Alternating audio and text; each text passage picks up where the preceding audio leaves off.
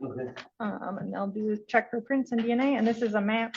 So our main entrance is here. Go through that parking lot down the street. Sat 48 in hours? the next little parking lot, and they've got a buzzer at that door. Yep, I'm just gonna want to do that. Before I proceed, I just want to make sure that you do understand that once I take your plea, and if you're found guilty, you have to report immediately to jail to sit 48 hours. Is today a good day to do that? Yes, I already talked to Tessa about that. Excellent. Okay. She had on the schedule. Yeah, she had on the schedule for the release on Excellent. Friday. We will go on the record in the matter 25 CT 51, State of Wisconsin versus Matthew Swenson. The state appears through District Attorney Kevin Schmidt in person. Mr. Swenson appears in person with his counsel, Bruce Anderson. We're set here today in this matter for a plea and sentencing hearing. Mr. Anderson, can you please state the agreement on the record?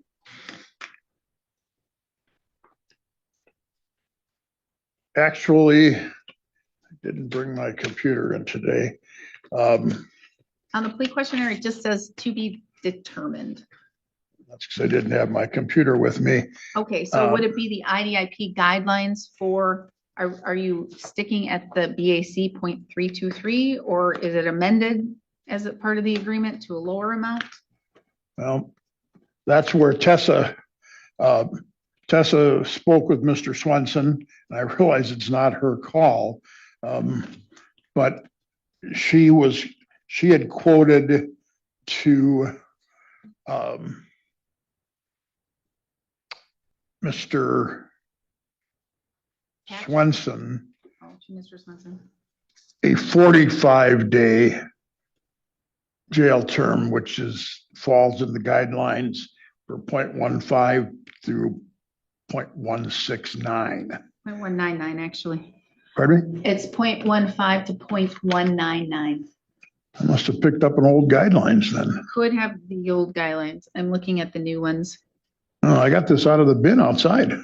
They might, I don't know, maybe I have the old one. I don't think so.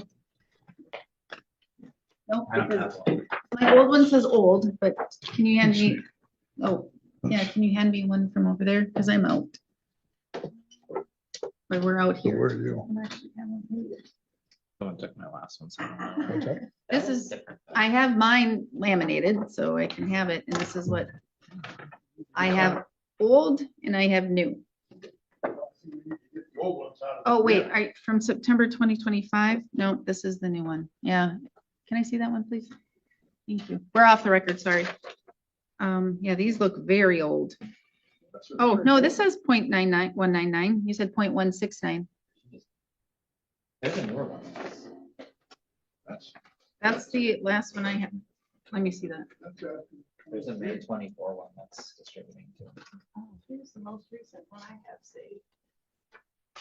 Yeah, I don't have any up here, and I don't have that. 0.19, so.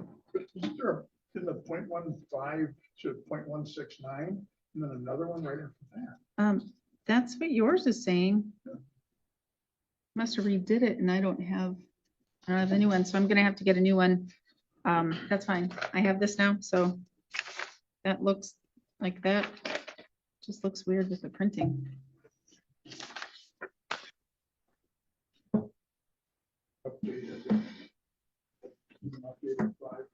Yeah, why do I have that one? Yeah, I don't, that's the only one I have.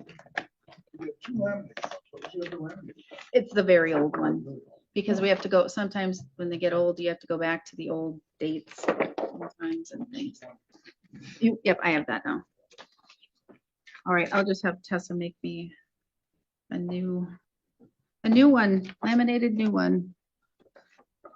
All right, back on the record, same appearances as previously noted.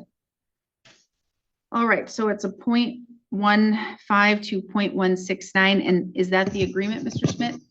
No, I did it at the IDIP guideline. I don't know why Tessa said something different. So, Mr. Anderson, do you want to speak with Mr. Schmidt Well, briefly off the record? Because I know Tessa doesn't have authority. She's not a lawyer. She just does the things. Right. But coming in here and then having to enter a plea and be sentenced and hearing that it could be a different sentence, I don't want to have any issues.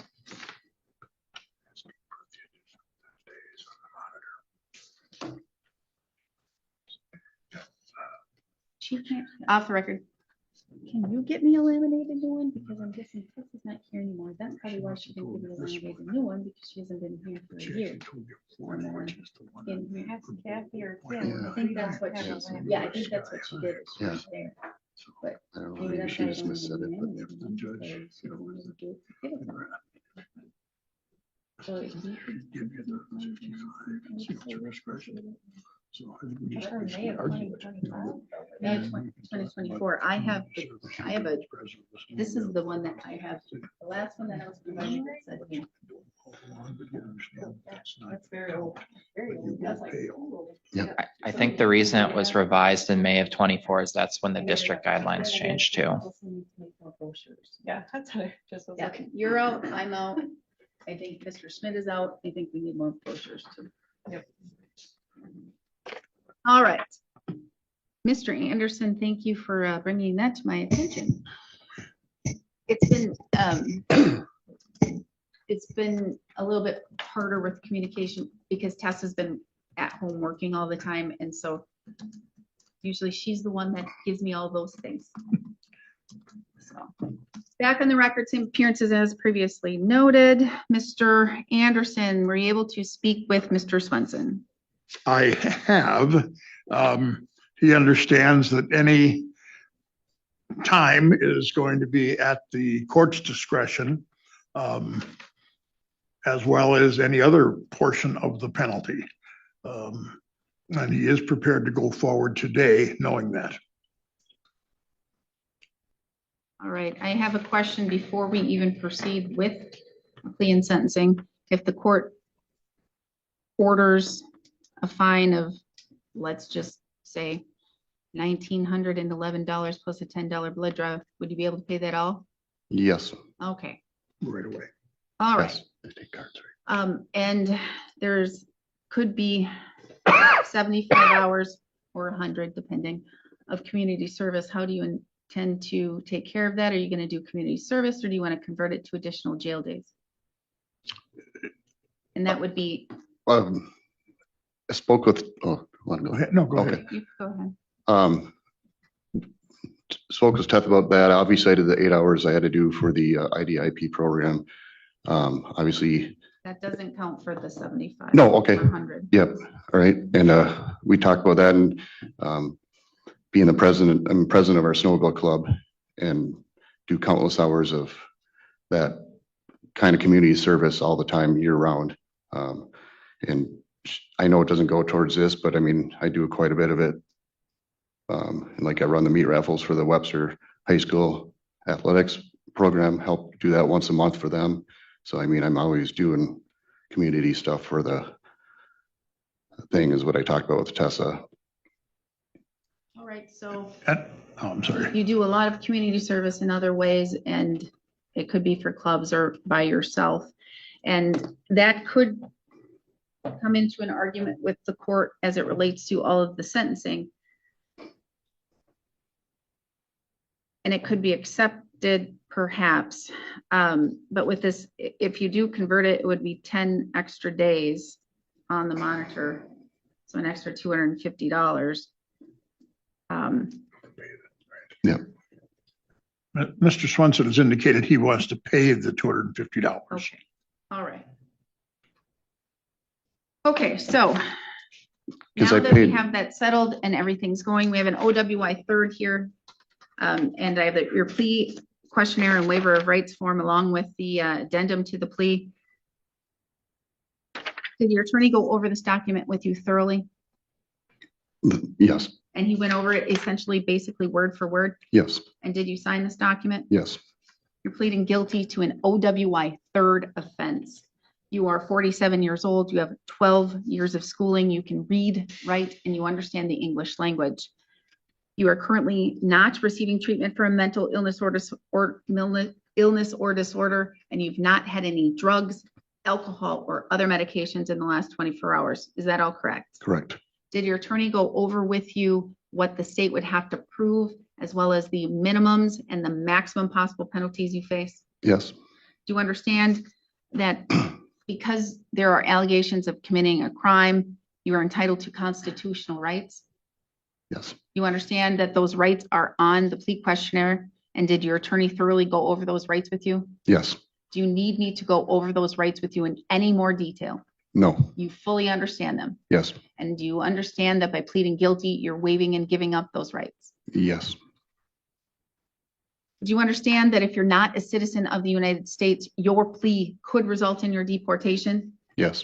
Do you understand that as to count 1, operating a motor vehicle while under the influence, third offense, that the state would have to prove on or around September 14, 2025 in Burnett County, Wisconsin, you operated a motor vehicle while under the influence of an intoxicant, and this would be your third countable offense. Do you understand what the state would have to prove? Yes. Do you understand the minimum possible penalty could be a fine of not less than $600, but no more than $2,000, and imprisonment of not less than 45 days, but no more than 1 year in the county jail? Do you understand that? Yes. Do you also understand the court shall order an AODA, OWI assessment and driver safety plan and follow through? Yes. You also understand that the court shall order your license be revoked for not less than 2 years, but no more than 3 years. Do you understand that? Yes. Do you also understand that the court must also order an ignition interlock device to be placed on your vehicle during the revocation period? Yes. Do you understand that there is an agreement that's been reached and it's been recited on the record? But do you understand I don't have to follow that agreement? Yes. Simply said, I can sentence you to anything that I find to be appropriate under the circumstances, even if it's the maximum possible penalty. Yes. Do you still wish to proceed and enter a guilty plea? Yes. Did you go over that criminal complaint with your attorney? Yes. In particular, did you go over the probable cause section? Yes. And that's that part that basically says what happened and why you were charged with the crime. You remember that? Yes. For the most part, are those facts accurate? Yes. Are you admitting here today you in fact did operate a motor vehicle while under the influence? Yes. And this, are you admitting here today this would be your third conviction for operating a motor vehicle while under the influence? Yes. Mr. Anderson, may the court use the probable cause section of the criminal complaint and the statements made by your client to find a factual basis? Yes, Judge. Has anyone made any threats or any promises to you for you to plead guilty today? No. Are you pleading guilty freely and intelligently, telling the court you fully understand what you're doing Yes. and voluntarily? Yes. Has your attorney represented you competently? Yes. Has he answered all of your questions? Yes. Has he looked at this matter thoroughly? Yes. Has he discussed the evidence and discovery with you? Yes. Has he discussed whether or not you have any legal defenses or a lack of defenses? Like, did he say, oh, it looks here like I think if we argue to the jury, we can do this? and No. this is No. Okay, so you don't, he talked to you about those? Yep. And do you understand, well, he talked to you about any defenses or lack of defenses. Are you satisfied with his services? Yes. You have any questions for the court or your attorney before I proceed? No. Then as to count 1, operating a motor vehicle while under the influence, third offense, how do you wish to plead? Guilty. The court will find your plea of guilt is done knowingly, intelligently, and voluntarily. The court will find a factual basis to accept your plea of guilt and that you understand the constitutional rights you're giving up here today. The judgment of conviction will be entered. Argument and sentencing recommendation, Mr. Schmidt.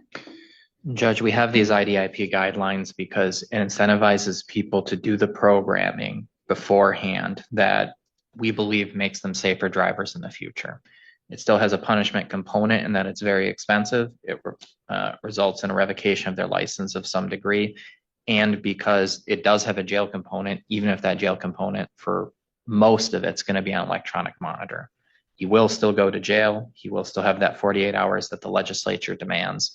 But I think especially when we've had these days where we have a court with tons of OAR hearings where we see all the people who didn't do the driver safety plans, we see how beneficial for the community this sort of diversion or post-charging diversion really is. So I'd ask the court to follow the recommendation and give the defendant the benefit of the IDIP program. Thank you. Thank you. Mr. Anderson. Judge, Mr. Swenson got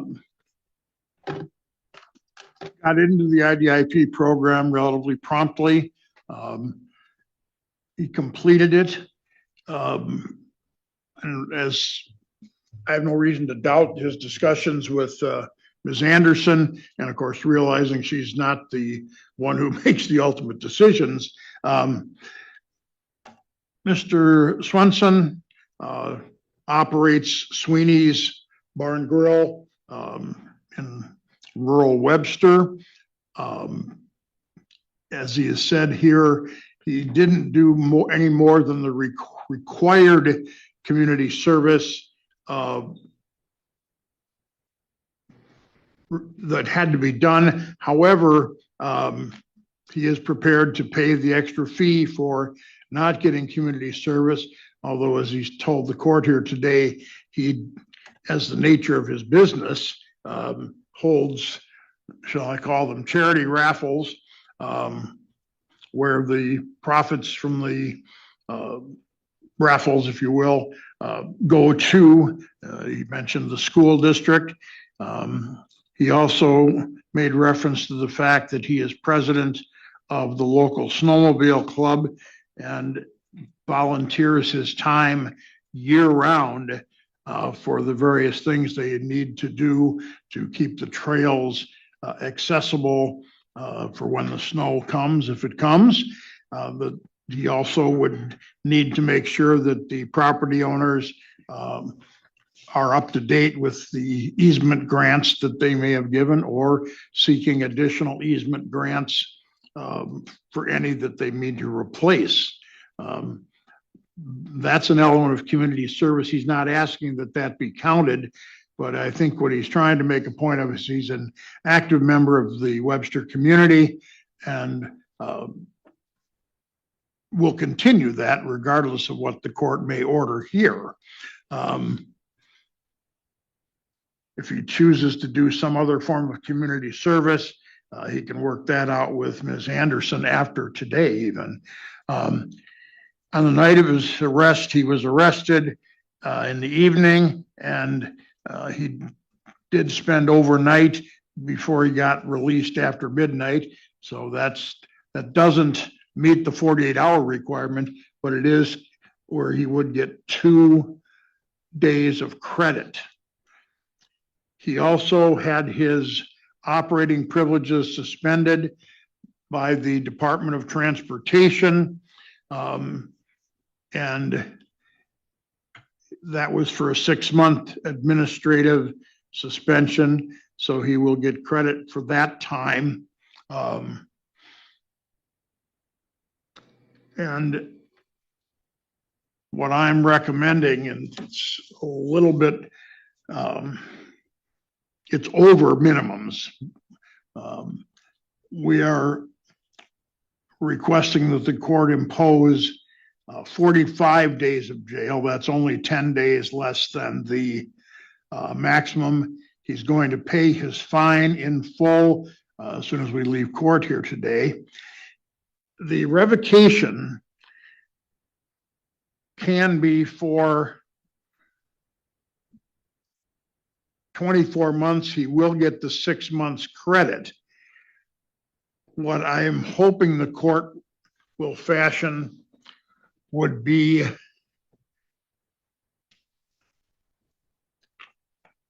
IID credit, where he won't have to have the ignition interlock device after he may have his regular license back. And the court did say he would have to have the IID during his period of revocation earlier. And I would like the court to consider a 1 year or 18 month. I don't think I can do that, quite honestly. I'm pulling up the statute right now. I don't think I can do that.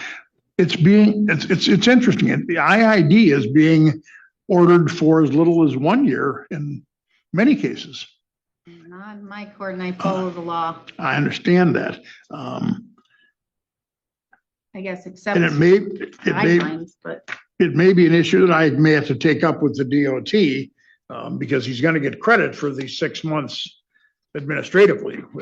That is state law also. So may end up having to have the IID for the additional 6 months when he's back to his regular license then. yeah, I'm seeing that there's no provision in the statute that would allow me to reduce the length of an order for an ignition interlock device lower than the mandatory minimum for any reason. I understand. And certainly you follow the law on that, and it's pretty clear that is what it says. And I don't know if it's just creative judging in other places or not, but Well, you can do what you can do until the Court of Appeals tells you can't. right, that's what. But I really do try to follow the law. So, anyway, we'd like to see a fine less than the 3175. We'd like the 1911, 45 days, 24 months IID and revocation, and the 75 hours of community service or payment or some combination thereof. 2 days credit plus the 6 months administrative. All right, thank you. Mr. Swenson, anything you want to add, you want to state here today? No, I know I screwed up. I've learned from there, and it was like I say, just a bad evening. They're my family, and I'm raising 2 young girls, and it's changed, and we've have erased that night from my life, and I've been doing very well and being a good father and a good husband. Mr. Swenson, I'm very glad to hear that. I do not want to see you in this court or any other court for a 4th offense, because then it strips your driving forever. Yes, I know. Except the caveat of after 10 years, you can try and petition, but it's very hard. I've learned that talking with my counselor through Aurora, explaining all that, and she's which I've completed, and that really helped me a lot talking to her. So I'm going to tell you, and I know you understand this. I don't understand this personally, but my aunt owned a bar. She still owns it, actually. It's a different life. You are around alcohol 24/7, because let's face it, a bar really is kind of 24/7, yeah, even though you're closed some of the time. That's a big trigger for people to work and not drink if you have a substance abuse issue. Only you can determine to what extent alcohol controls your life. And if you're going to take control and start controlling your life instead of letting the alcohol do it. And I know I don't have to tell you, but I am going to tell you, because I do tell at least some people when I remember to say, the issue is not your drinking or your drinking in excess. 0.323, OMG, that's high. But I mean, my mom was a nurse, she saw higher, 0.5. So it's crazy that what the body can tolerate and build its tolerance up to. But the issue is not you drinking or you drinking to whatever excess you want to drink. The issue here, and the problem that you have at least 3 times now, is getting in that car and driving. It's your life, you make the choices, but then you have to suffer the ramification of those choices. I hear that you are a good community man, good father. You're trying to run a business. You're trying to be there and help the residents of this county in multiple ways.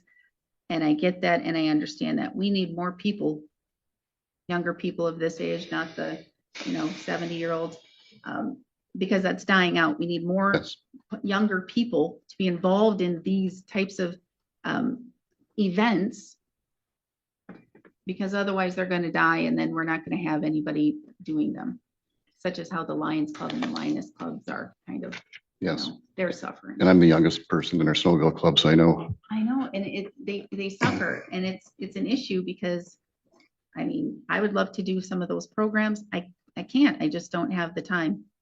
But I'm glad that you do. OWIs are very, very serious. I don't think I have to tell you, but I think we had a case where somebody left Sweeney's. I think a couple people did, and a kid got ran over. twice by 2 cars, got hit by 1 car, then got hit by another car.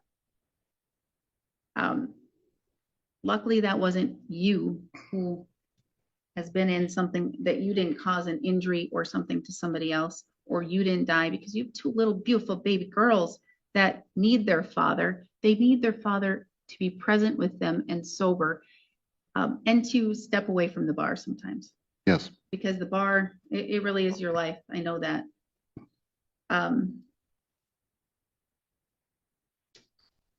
You're doing good things. You did the IDIP program, which is a lot, and you're getting your life together as it relates to the alcohol and that substance abuse issue.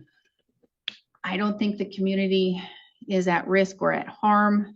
You've learned a lot in the program, and hopefully, upon all hopes, you are going to install what you've learned into your life and continue that forever. Again, I don't want to see you get an OWI-4. Oh.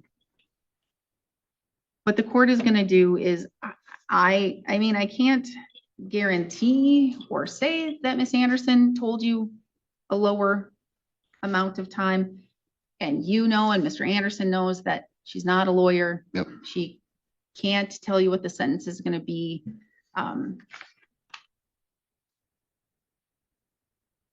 But that's, if she did do that, then that's an issue for me to talk to her as her superior about that.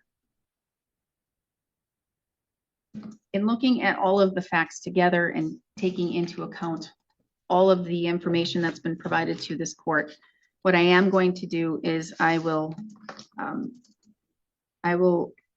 sentence you to 45 days in jail plus 10 days. So a total of 55 days. And I'm doing the lower guidelines simply because you are a community member that does a lot for our county and our community. And I believe that, I mean, you're going to sit 55 days anyway.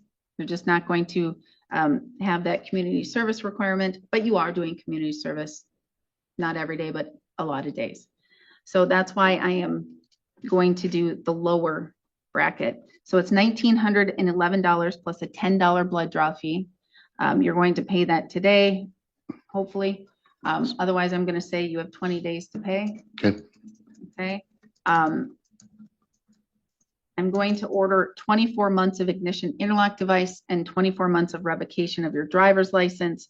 I'm going to give you credit for any administrative suspension you've already received. And I'm going to state on the judgment of conviction in my decision here that if the Department of Transportation, the DMV, were to say that because of that credit, you don't need to have the ignition interlock device for a full 24 months. As long as I have proof of that, I'm okay with doing that. But they're the ones who essentially control that aspect. The law tells me I shall order 2 years at minimum. So it's 2 years ignition interlock device, 2 years revocation of driver's license with that credit. I am going to tell you though, I have never denied anyone, not anyone, when they apply for 50% cost for the ignition interlock device. So if you want to do that, you would see Amy, who is our traffic guru, and she can explain that or give you the form. Okay. Okay. Because to me, I don't care. Well, unless you're a millionaire, I guess, but I don't care how much you make. I just want people to get that on, follow the law, do what they need to do, and get over that and be done.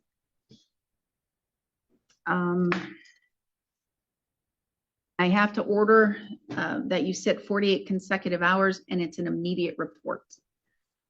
You did the IDIP program, so I will give you the option to serve the remaining time on electronic monitor, which does monitor your skin and your sweat. So it'll detect if there's any amount of alcohol in your system. Yeah, that's fine. Plus, if you don't get gasoline or rubbing alcohol or mouthwash or probably cologne near it, because it will go off and give a false positive. I'm going to tell you right now, I don't listen to people's excuses of false positives. If it alerts that there's that it detected alcohol, you will be told you're immediately revoked and you must go sit the rest of the time in jail No good time, no Huber, all right? Well, on the monitor, 2 days jail credit, Yes.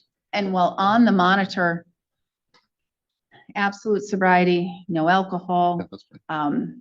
You can go to work, you can go to church, you can go to the grocery store, 1 time a week. Tessa will go over the policies, the procedures, and the limitations there. You can't do, I mean, community service, because you're doing it, that may be something that will be approved. You have to talk to Ms. Anderson, and then she'll send me a request, and I'll decide if that's appropriate. But you can't go to somebody's pool party. Yes. You must only throw your own pool party. People can come see you. You can't go to them. Do you understand? Yes.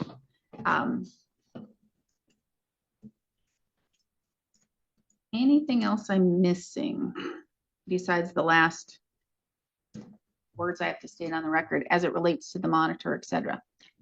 Well, I'm sure he can work this out with Miss Anderson. He's a bartender. He works at his own bar and grill, That's Huber, that's fine. but he may get alcohol on him that spills or whatever, No, that's his problem. cleaning up a table. So You just better be There, careful. that's, well, I was going to ask that question also. I mean, I mean, and Doesn't if you happen- want- If you want to tape a bag, like if you have a cast and tape it over there while you're cleaning up, then that's what you got to do. okay. Because if it registers, I understand that you do work in a bar and grill and you do those things. And I do understand alcohol spills, but do you see how I can't? Yes. No, I can't understand. trust that that's it. Yeah. I've been told so many things, and that's why it's like, nope, it is what it is. You'll No, be revoked. I okay? understand. And then Judge, one more thing about the extra 10 days, that's for the community service. And what does he have to pay for that if he doesn't want the extra 10? Oh, it would be $250. Right. And that would be 'Cause I paid- paid to Ms. Anderson, and you have to prepay 30 days in advance for I the did. monitor. Okay? Yeah, I did. That's It's done. Yep. Okay, so that would be an extra $250. You have 20 days to appeal. Should you fail to appeal within 20 days, you do lose that right.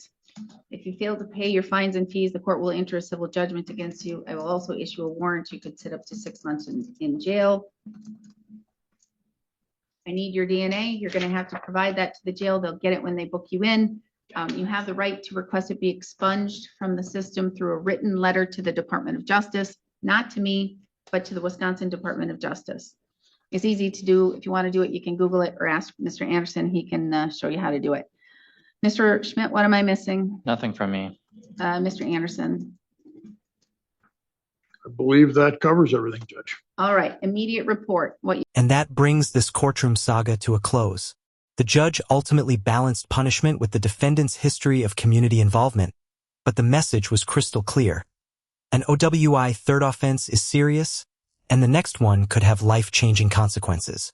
Between the jail time, license revocation, ignition interlock, and strict sobriety monitoring, this was definitely not a slap on the wrist. What do you think? Did the judge strike the right balance between accountability and giving him a chance to